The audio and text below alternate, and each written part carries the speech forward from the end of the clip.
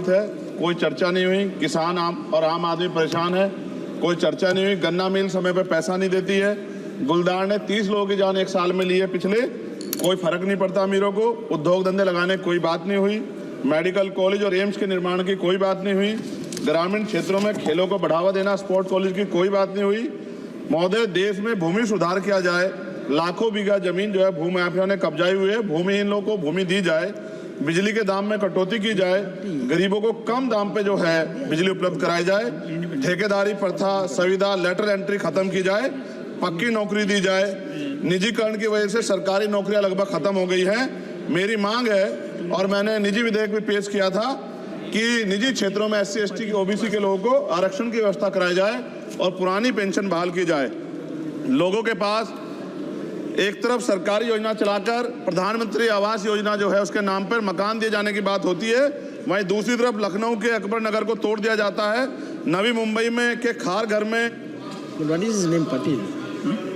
Patil is not from God. No, this is the caste. उसकी जा This is Kashmir, Chandrasekhar.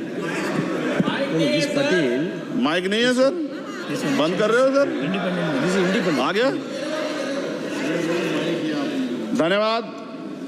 हमारे लोग sir आर्थिक रूप से बड़े कमजोर हैं और 2 अप्रैल 2018 के मुकदमों के लिए कई बार सरकार से बात हुई, वापस नहीं हुई। उनको वापस कराया जाए।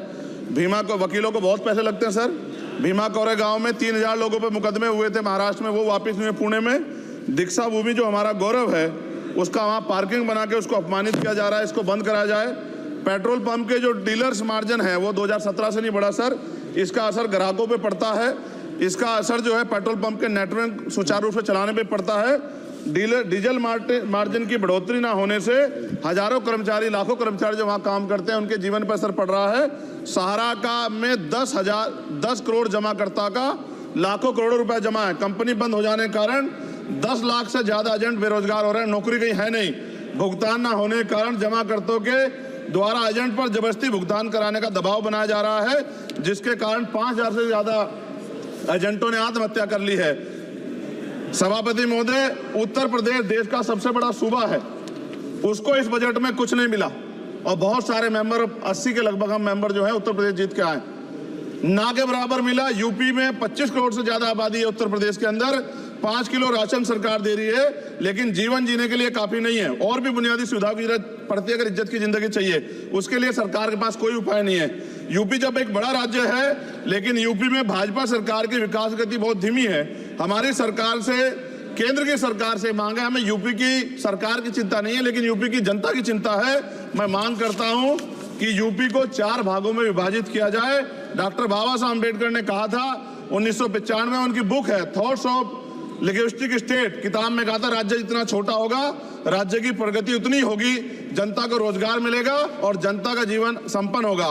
मोदी, एक बात मुझे आपसे कहनी है, आपने भी ये विषय उठाया था जब आप अपनी बात रख रहे थे, शेड्यूल कास्ट के साथ जो धोखा किया गया सुप्रीम कोर्ट के जरिए, आप इस बात को इस तरह समझे, 1.5 साल पहले मैंने मांग की थी, अगर इतना हितैषी हमारे लोग होते तो जब EWF 10% दे सकते हैं तो 5% शेड्यूल कास्ट के उन जातियों को दिया जा सकता था, लेकिन दृढ़ संकल्प और इच्छा शक्ति नहीं है गरीबों के उत्थान की। साथ साथ OBC की जातियां, उनको भी दिया जा सकता था। ये जो हमारे साथ खेल किया गया है, ये खेल जो है, इसमें बहुत गुस्सा है। सरकार को संज्ञान लेना चाहिए और सत्ता और विपक्ष दोनों जो है अपना स्टैंड क्लियर कर दें, क्योंकि दलित समाज, आदिवासी समाज इसको देख रहा है, वो भूलेगा नहीं। जो उनके गले काटने का काम करेगा उनको भूलेगा नहीं। और साथ साथ एक जो मेरी पर्सनल है सर, अभी मैं सुबह से प्रयास कर रहा था कि विनेश के लिए बोलूं, जब उसको डिस्क्वालीफाई किया गया, विनेश या नहीं, लेकिन ऐसा लगा जैसे हमें चाकू घुसेड़ दिया गया। मेरे आज भी याद है, उस प्रोटेस्ट में मैंने रातें काटी हैं और 4-4 गोली खाई मैंने। ये देश की अस्मिता से जुड़ा मामला था, पर हमारी मांग ये थी कि सरकार स्टैंड क्लियर कर दे, तब भी सुनवाई नहीं की गई। जब मंत्री बोलने आए तो हमने उनसे कहा कि हमें कुछ इन्फॉर्मेशन चाहिए, उस पर बात नहीं हुई। सवाल ये है सर, 1 गोल्ड हमारे लिए आ रहा था, और जब ये गोल्ड आता देश गौरवान्वित होता। और क्या व्यवस्था थी सर कि उसका वेट बढ़ गया, पता ही नहीं लगा सिस्टम के लोगों को। क्या बेवकूफी की गई है, ये सोचने का विषय है सर। ये बहुत महत्वपूर्ण, देश की बेटी का मामला है। ये हरियाणा की बेटी नहीं है सर, वो एक जात की बेटी नहीं है, वो हमारी बहन है, देश की बेटी है। और आपने क्या किया हरियाणा के साथ? आपने हरियाणा का बजट कम किया, जबकि सबसे ज्यादा मेडल हरियाणा लेके आता है। ये गलत है सर, ये धोखा है। हमें इस बात की तकलीफ है कि विनेश जो है देश का नाम गौरवान्वित करती, इस देश का नाम बढ़ाती, लेकिन आज जो है अपमान का सामना करना पड़ रहा है। जब हमारे हितों की बात होगी हम जो है समझौता कर सकते हैं, लेकिन जब देश के हितों की बात होगी, बाबा साहब अम्बेडकर ने कहा था हम प्रथम और अंत्य भारतीय हैं। जब देश हितों की बात होगी, महिला हितों की बात होगी, महिला सम्मान की बात होगी, हर हम कीमत चुका देंगे। सरकार के मंत्री ने क्या कहा कि हमने इतने पैसे दिए, एहसान किया क्या? खैरात दी क्या आपने कोई? खत्म कर रहा हूं सर, खैरात दी क्या आपने कोई? इससे ज्यादा पैसे हम आपको दे देंगे, लेकिन आपको चाहिए था कि इस मामले को संभालते और देश का सम्मान बढ़ाते। आपने लापरवाही बरती, इसका खामियाजा हमें भुगतना पड़ा। मैं आपसे आग्रह करूंगा कि जब वो बेटी देश लौटे सर, जब वो बेटी देश लौटे, रुक जाओ प्लीज वाइंड अप प्लीज। जब वो बेटी देश लौटे, मैं आपसे आग्रह करूंगा कि स्पीकर सर यहां बुला के उसका सम्मान करें। हम सब लोग, वो देश की बेटी है सर, देश के लिए गोल्डन गर्ल है वो, गर्ल है वो, उसका सम्मान यहां किया जाए सर, हमें चाहते हैं। बहुत बहुत धन्यवाद, आपने बात रखने का मौका दिया। महिला विरोधी चुप रहे। थैंक यू कोई महिला विरोधी नहीं बोलेगा बीच में। श्री विशाल पटेल प्लीज।